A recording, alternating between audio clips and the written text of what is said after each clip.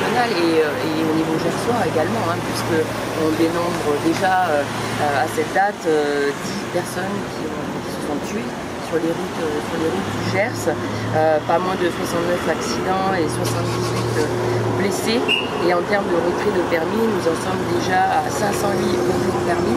Je rappelle qu'à la même période, nous étions à 432, donc une nette augmentation de plus de 76 retraits de permis en l'espace de 6 mois. Alors, une hausse de la vitesse, mais également une hausse de la conduite sous stupéfiant et une hausse aussi importante, hein, plus de 25 retraits de permis pour des raisons d'alcoolémie trop importantes.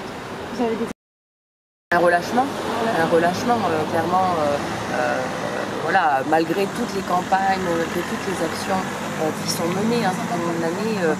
Je rappelle quand même que la politique publique de sécurité routière, depuis 50 ans quand même porte ses fruits. Voilà, on aimerait qu'il n'y ait aucun accident, c'est peut-être impossible à obtenir comme résultat. Néanmoins, là, on voit quand même que depuis quelques années, il y a quand même un relâchement. Et là, en tout cas, c'est flagrant sur les chiffres depuis le début de l'année. Durant la période. Tout à fait. Hein. Alors, au niveau des festivals, je serais plus rassurante. Alors, effectivement, il y a énormément de contrôles, mais les chiffres ont été transmis. Hein. On a fait plus de 5500 contrôles, par exemple, pour Pentecôte-à-Vic. On a eu 66 conduites délictuelles relevées. Donc, voilà, on a envie de dire délictuelles et contraventionnelles. Donc globalement, on a le sentiment que le message est bien passé chez les festaires, qui prennent leurs précautions, qui dorment sur place, qui cherchent à se faire dépister. Donc ça, j'encourage. Hein, sur la majorité des festivals, il y a des stands de dépistage. Hein, donc avant de reprendre le volant, surtout, n'hésitez pas à vous faire tester. Donc j'ai l'impression que globalement, sur les grands événements, il y a une prise en compte. Mais en revanche, au quotidien, c'est là où on note ce relâchement.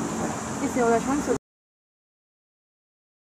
mais il y a aussi un autre effet qui a contribué à cette augmentation, c'est la multiplication des contrôles. Parce que justement, on a détecté un certain nombre de conduites inappropriées. Donc moi j'ai souhaité que les effectifs consacrent une partie de leur temps en patrouille ou sur d'autres opérations à cibler les contrôles routiers. Et on s'en rend bien compte qu'on a touché là où ça faisait mal, puisque chaque contrôle, et je dis bien chaque contrôle, est positif. On a toujours quelques infractions qui se revêtent, on ne revient jamais bredouille. Il y a toujours, et là effectivement, comme le disait la directrice de cabinet, il n'y a pas une infraction en particulier.